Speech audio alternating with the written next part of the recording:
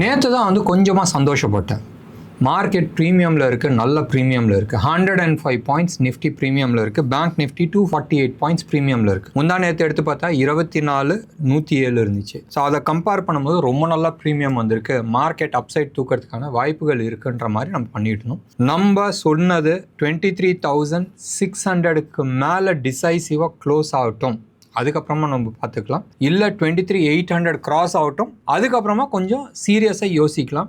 And மேலே வந்து 24,600க்கு அப்புறமா பையிங் வந்து ரொம்ப சீரியஸ் பையிங் ஆர் இன்வெஸ்டிங் வந்து நம்ம பார்க்கலான்னு நம்ம பேசியிருந்தோம். வணக்கம் நேயர்களே, இன்னைக்கு மார்க்கெட் -95 பாயிண்ட்ஸில் வந்து க்ளோஸ் ஆகிருக்கு. Nifty features right, Nifty spot வந்து 27 பாயிண்ட்ஸ் தான், பட் ஃபியூச்சர்ஸ் வந்து 95 பாயிண்ட்ஸ் இதாக இருக்குது. கடைசியாக என்ன ஆச்சுன்னுலாம் தெரியாது.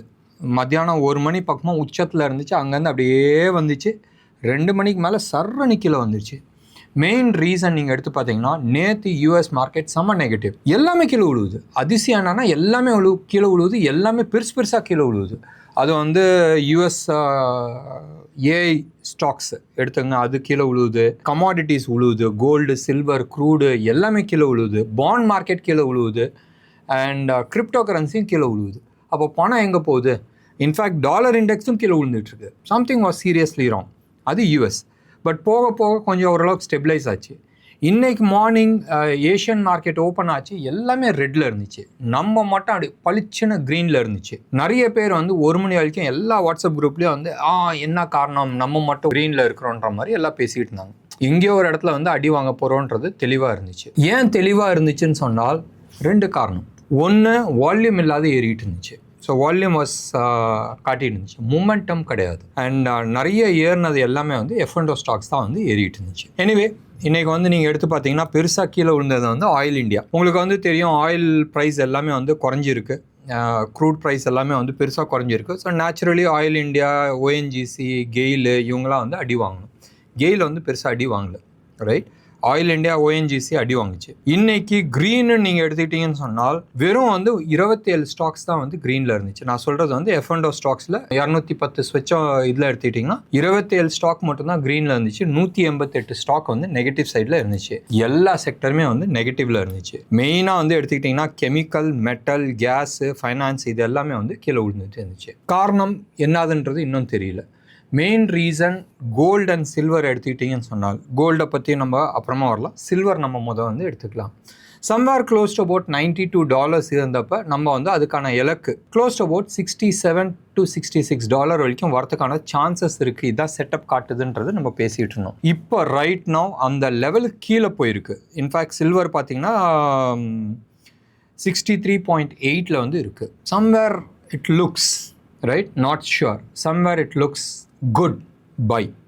இந்த கரண்ட் லெவலில் வந்து பை பண்ணுறதுக்கான ரொம்ப நல்லா சிக்னல் காட்டிகிட்டு இருக்கு. ருபி டேர்ம்ஸில் நம்ம வந்து எடுத்துக்கிட்டோம்னு சொன்னால் ரைட் நவ் இது வந்து ட்ரேட் ஆகிட்டு இருக்கிறது வந்து 2,39,000 பக்கமாக ட்ரேட் ஆகிட்டு இருக்கு. 100 ரூபா கம்மி. 2,38,900 ட்ரேட் ஆகிட்டு இருக்கு. இது 999 குவாலிட்டி ஜிஎஸ்டியோட சென்னையில் விற்கிற ரேட்டு. இந்த ரேட் வந்து நல்ல ரேட்டுன்ற மாதிரி தோணுது. இங்கேருந்து ஃபர்தராக உழுவுறதுக்கு நிறைய சான்சஸ் இருக்குது. பட் டெக்னிக்கலாக இந்த லெவலில் வந்து ஒரு important level, somewhere close to about $66 to $67 டேர்ம்ஸில். இப்போ 63.8 வந்து ட்ரேட் ஆகிட்டு இருக்கு. வீக்லி சார்ட்டை நீங்கள் வந்து எடுத்து பாருங்கள், பியூட்டிஃபுல்லாக புல் பேக் ரேலி வந்திருக்கு. ஸோ அப்சைடு போகிறதுக்கான நிறைய ப்ராபபிலிட்டிஸ் இருக்குது. அண்ட் கரண்ட் லெவலில் இருந்து சில்வர் மேலே போச்சுன்னு சொன்னால் 64னே நீங்கள் வைங்க, $121 வந்து காட்டுது. எவ்வளோ? $121 வந்து காட்டுது. இது ருப்பியை பொறுத்த வரைக்கும். கோல்டை பொறுத்த வரைக்கும் ரைட் நவ் 4,135 வந்து ட்ரேட் ஆகிட்டுருக்கு கோல்டு. டாலர் டேர்ம்ஸில் எடுத்துக்கிட்டிங்கன்னா ஆல்மோஸ்ட் $5,300 to $5,400 வரைக்கும் போகிறதுக்கான வாய்ப்புகள் இருக்குது. இது அப்படியே ருப்பியில் 22 கேரட்டில் சொல்லணும்னா சொல்ல முடியாது. ஏன் சொல்ல முடியாது? நடுப்புற 2 மேட்டர் இருக்குது. ஒன்று ருப்பி, ரைட். ருப்பியை வந்து டெக்னிக்கலி ஸ்பீக்கிங் இந்த லெவலில் இருந்து 92, 93 லெவலுக்கு வரதுக்கான பாசிபிலிட்டிஸ் இருக்குது. 95-50 93 வரதுக்கு பாசிபிலிட்டியாக அதுதான் இப்போதைக்கு டெக்னிக்கல் சார்ட் காட்டிகிட்டு இருக்கு.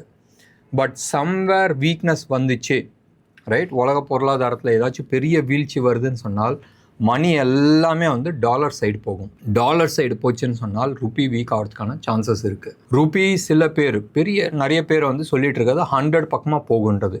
ஏன் கட் ஃபீலிங் டெக்னிக்கல் லெவலில் நம்ம எடுத்துக்கிட்டோம்னு சொன்னால் 93 வரதுக்கான பாசிபிலிட்டிஸ் இருக்குது. அசியூமிங் அந்த லெவலில் இருக்குன்னா நீங்களே வந்து கேல்குலேஷன் பண்ணிங்க. இது ருப்பி. இது இல்லாத கவர்மெண்ட் டேக்ஸ்ன்னு ஒன்று இருக்குது. திடீர்னு வந்து 15% ஏற்றுனாங்க, அது மாதிரி ஏதாச்சும் ஏற்றுனா மாட்டிப்போம். ஸோ நான் ருப்பி டேர்ம்ஸில் நான் கொடுக்கல, பட் நீங்களே வந்து பர்சன்டேஜ் போட்டுங்க. க்ளோஸ் டு அபவுட் 50% வந்து ஏறுறதுக்கான சான்சஸ் இருக்குது. 50ல் 30% வந்து கோல்டு ஏறுறதுக்கான சான்சஸ் இருக்குது. சில்வரை பொறுத்த வரைக்கும் 100% ஏறுறதுக்கான பாசிபிலிட்டிஸ் இருக்குது. இன்ஃபேக்ட் 110% ஏறுறதுக்கான பாசிபிலிட்டிஸ் இருக்குது இன் dollar terms. It is not a by sell recommendation. இதை வந்து டெக்னிக்கல் லெவலில் வந்து நான் சொல்கிறேன். மறுபடியும் நான் சொல்கிறேன், நான் சிபி ரிஜிஸ்டர்ட் அட்வைசர் கிடையாது. என்னோட டெக்னிக்கல் எக்ஸ்பீரியன்ஸை வந்து நான் உங்கள்கிட்ட ஷேர் பண்ணுறேன். இன்றைக்கி நிஃப்டியை பொறுத்த வரைக்கும் ஹியூஜ் இன்ட்ராடே ஸ்விங். அதான் சொன்னால மார்னிங் வந்து ஆல்மோஸ்ட் 150 பாயிண்ட்ஸ் ப்ளஸில் போயிட்டு -95 வந்து க்ளோஸ் ஆகிருக்குன்றது கொஞ்சம் வருத்தக்கூடிய ஒரு விஷயம். எவ்வளோ swing? Close about 235 points swing. Technically இன்னமும் கீழே உடைக்கல, 23,000 வந்து உடைக்கல. 23,235 இந்த லெவலில் தான் வந்து நிற்கிது. ஞாபகம் வச்சுங்க, 23,040 to 90 அந்த ஜோன் வந்து ஒரு மேஜர் சப்போர்ட் ஜோன். அதை உடைச்சா தான் 28,400 வரைக்கும் வரதுக்கான பாசிபிலிட்டிஸ் இருக்குது. பேங்க் நிஃப்டி ஒன்றும் பெருசாக கீழே உள்ள வெறும் 165 பாயிண்ட்ஸ் தான். இன்னமும் 110 பாயிண்ட்ஸ் ப்ரீமியமில் தான் இருக்குது. நீங்கள் வந்து பேங்கிங் ஸ்டாக்ஸில் எடுத்து பார்த்தீங்கன்னா இன்றைக்கி நேற்று எல்லாமே பப்ளிக் செக்டர் பேங்க்ஸ் எல்லாமே வந்து பாசிட்டிவ் சைடில் இருந்துச்சு. இன்றைக்கி பப்ளிக் செக்டர் பேங்க்ஸ் எல்லாமே வந்து நெகட்டிவ், பெருசாக நெகட்டிவ் இல்லை, பட் நெகட்டிவில் இருக்குது. இந்தியன் பேங்க்லாம் நீங்கள் வந்து எடுத்துட்டிங்கன்னா ஆல்மோஸ்ட் 5.5% டவுனு. கெனரா பேங்க்கு பிரச்சனையில் மாட்டிகிட்டு இருக்காங்க, 3.5% down. Union bank 2.5%, Punjab national bank 2.5%, bank of India, major public sector banks எல்லாமே வந்து இன்றைக்கி அடி வாங்கியிருந்துச்சு. ஆனால் மேஜராக இன்றைக்கி அடி வாங்கினது வந்து கெமிக்கல் செக்டரும் மெட்டல் செக்டரும் தான் அடி வாங்கிட்டு இருந்துச்சு. ஸ்டாக் ஸ்பெசிஃபிக்காக நம்ம பேசுகிறதுல அர்த்தம் இல்லைன்றது முதலே சொல்லியிருந்தோம். இந்தியா விக்ஸ் நினச்சி பாருங்கள், ஆல்மோஸ்ட் 260 பாயிண்ட்ஸ் மேலேருந்து கீழே விழுது. ஆனால் இந்தியா விக்ஸ் வந்து ஒன்றுமே ஏறல, வெறும் 0.37% தான் ஏறிச்சு. எல்லாம் எங்களுக்கு தெரியும்ப்பா கீழே விழுவுன்ற மாதிரி மார்க்கெட் வந்து சொல்லிகிட்ருக்கு. எஃப்ஐஐஸ் ஆன டேட்டாஸ் வரல. நேற்று வந்து ஆல்மோஸ்ட் 4,566 crores வந்து எஃப்ஐஐஸ் விற்றுருந்தாங்க. நம்ம ஆளுங்க வந்து 6,159 crores வந்து வாங்கியிருந்தாங்க. நேற்று வந்து ஒரு வீடியோ பார்த்துக்கிட்டு இருந்தேன். சங்கர் சர்மான்றது வெரி ஃபேமஸ் இன்வெஸ்டர், லார்ஜ் மல்டிநேஷ்னலுக்கு வந்து அவர் ஃபண்ட் மேனேஜ் பண்ணிகிட்ருக்காரு. அவர் வந்து சொன்னது வந்து ரொம்ப கிளியர் கட். நம்ம வந்து நவம்பர் டிசம்பரில் சொன்னது, ஜனவரி பிப்ரவரியில் சொன்னது, அவர் இப்போ அழுத்தம் திருத்தமாக வந்து சொல்கிறாரு. மார்க்கெட் பெருசாக கீழே விழுவும். மந்த்லி 50,000-60,000 crores வந்து எஸ்ஐபியில் வந்தாலும் மார்க்கெட் கீழே விழுவும், தடுக்கவே முடியாது. பெருசாக கீழே விழுவும். 40-50% வந்து மார்க்கெட் கிராஷ் உறுதி. தயவு செஞ்சு உங்களோட எஸ்ஐபியை நிப்பாட்டுங்க. முடிஞ்சால் மார்க்கெட் கீழே எக்கடானா போட்டுன்னு சொல்லிட்டு உங்கள் கேபிட்டலை take money out of mutual fund. நம்ம கொடுக்குற கேஷ் வச்சு தான் எஃப்ஐஐஸ் வந்து எக்ஸிட் ஆகிட்டுருக்காங்க. மார்க்கெட் கீழே கிராஷ் ஆகும் போதும் மார்க்கெட் சீப்பாக இருக்கும், வேல்யூவேஷன்ஸ் கரெக்டாக இருக்கும், எஃப்ஐஐஸ் வந்து ஆட்டோமேட்டிக்காக வந்து உள்ளே வருவாங்க. அப்போ நீங்கள் வந்து என்டர் பண்ணுங்கன்றது நம்ம பிப்ரவரி மார்ச் மாதத்தில் கத்திக்கிட்டு இருந்தது அவர் இன்றைக்கி வந்து சொல்லியிருக்கிறாரு. நீங்கள் ஒரு 2-3 நாளைக்கு முன்னாடி நீங்கள் ஆன்லைனில் போயிட்டு நீங்கள் வந்து போய் பாருங்கள். Very interesting video, close to about 47 minutes video, நல்லா இருக்குது. அண்ட் அதோட பிட்ஸ் எல்லாமே வந்து இருக்குது. நிறைய விஷயங்கள்லாம் அவர் வந்து பேசியிருக்காரு. It's a very senior expertise. இது மாதிரி ஒரு சீனியர் பர்சன் பிளண்ட்டாக கண்மூடியாக வந்து இது மாதிரி வந்து என்றைக்குமே பேசினது கிடையாது. இதுதான் first time I have seen him saying this.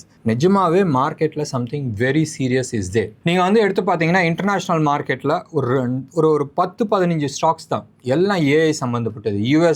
Korea எடுத்துக்கிட்டிங்கன்னா 2 ஸ்டாக்கு, தாய்வான் எடுத்துக்கிட்டிங்கன்னா 2 ஸ்டாக்கு, யூஎஸ் எடுத்துக்கிட்டிங்கன்னா ஒரு 6-7 ஸ்டாக்கு. இவங்க தான் வந்து மார்க்கெட்டே வந்து தூக்கி பிடிச்சி வச்சுக்கிட்டு இருக்காங்க. இல்லைன்னு சொன்னால் எப்பயோ வந்து காலியாக இருக்கும். நினச்சி பாருங்களேன், ஒரு 6 ஸ்டாக் வந்து உலகத்தை தாங்கி இருக்குன்னா திடீர்னு இது கிராஷ் ஆச்சுன்னா என்ன ஆகுன்றதை நினச்சி பாருங்கள். ஏன்னு சொன்னால் ஒரு 15 பிளேயர் இருக்காங்க. இந்த 15 பிளேயரில் 1 இல்லை 2 பிளேயர் தான் வந்து சஸ்டெயின் ஆக போகிறாங்க. அப்போ மீதி எல்லாருமே வந்து தோற போகிறாங்க. அப்போ மீதி ஆட்கள் தோறும் போதும் இவங்களோட லாஸ் என்ன ஆகும், right? So somewhere you have to take the money out of the டேபிள்ன்றது ஞாபகம் வச்சுங்க. ஸோ மார்க்கெட் கிராஷ் உறுதி. இது ஏன் இது மட்டும் இல்லை, நிறைய பேர் வந்து சொல்லிகிட்டு இருக்காங்க மறுபடியும் நான் சொல்கிறேன், இது வி ஷேப் ரிகவரி இருக்காது, யூ ஷேப் ரிகவரி இருக்கும். 2024 சொன்னதுக்கும் 2025 சொன்னதுக்கும் வித்தியாசம் இருக்குது. 2024 வந்து அடுத்த 8-10 மாதம் வந்து மார்க்கெட் டவுனில் இருக்கும், அதுக்கப்புறமா தான் மேலே போகும்னு நம்ம சொன்னோம்.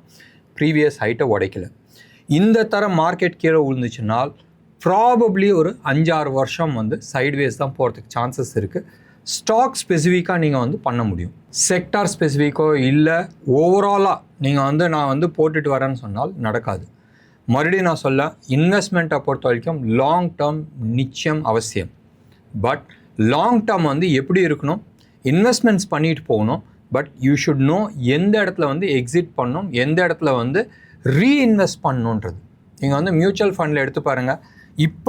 இப்போ லாஸ்ட் வந்து ஒரு 2-3 மந்த்ஸாக வந்து 2-3 மந்த்ஸ் கூட வேணாம், 1.5-2 மாதமாக நீங்கள் வந்து எடுத்து பார்த்தீங்கன்னா என்ன இது பண்ணுறாங்க, எல்லாருமே ஃப்ளெக்ஸி கேப் ஃபண்ட்ஸை பற்றி மார்க்கெட்டிங் பண்ணிகிட்ருக்காங்க. இதே இதை வந்து 23-24 என்ன பண்ணிட்டு இருந்தாங்க, மார்க்கெட் அதாவது ஸ்மால் கேப் அண்ட் மிட் கேப்லாம் செம்ம ரேலி போனப்போ எல்லாருமே வந்து ஸ்மால் கேப்னு பண்ணிட்டு இருந்தாங்க. ஜனவரி பிப்ரவரியில் என்ன பண்ணிட்டு இருந்தாங்க, கோல்டு ETF, சில்வர் ETFலாம் போட்டுட்டு இருந்தாங்க. இன்றைக்கி என்ன ஆச்சு, அன்னைக்கு டேட்டில் அவன் வியாபாரி, மியூச்சுவல் ஃபண்ட் டிஸ்ட்ரிபியூட்டர் ஆகட்டும், மியூச்சுவல் ஃபண்ட் கம்பெனி ஆகட்டும், நம்ம வந்து AMCs ஆகட்டும், இவங்க எல்லாருமே வந்து வியாபாரிங்க. அவன் வியாபாரம் பண்ணுவான். நீங்கள் என்ன பண்ணுறீங்க, ஜனவரி பிப்ரவரியில் அவன் க்யூவில் நின்றுட்டு போய் கோல்டை போட்டாங்க, கோல்டு அண்ட் சில்வரில். நான் சொல்கிறது ETFல. இன்ஃபேக்ட் நிறைய ETF கம்பெனிஸ் வந்து சொல்லிச்சு, இன்னமெல்லாம் நான் வந்து கோல்டு நான் எடுக்க மாட்டேன்றது.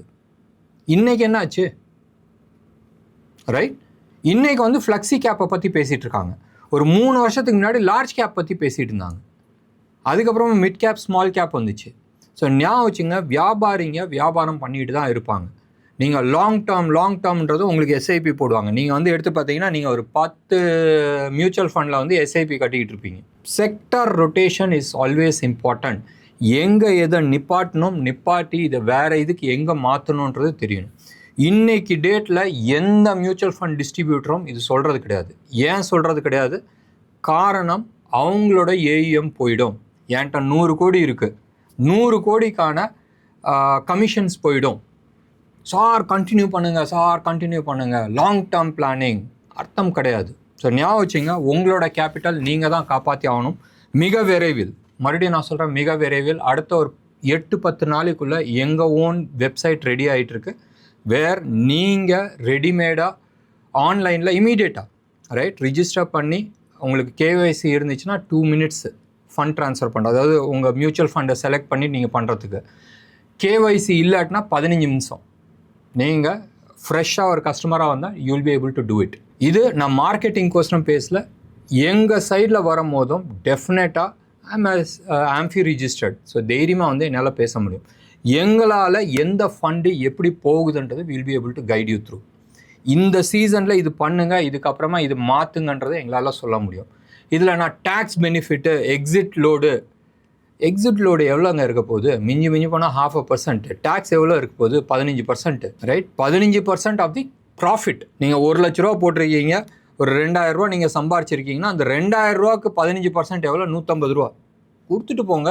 மார்க்கெட் 60% கீழே வரும்போது 150 ரூபா கொடுக்கறதுல என்ன அங்கே பெரிய வித்தியாசம்? இதுதான் வந்து பிளான் பண்ணணும். இது இன்னைக்கு டேட்டில் வந்து நிறைய பேருக்கு அது கிடையாது.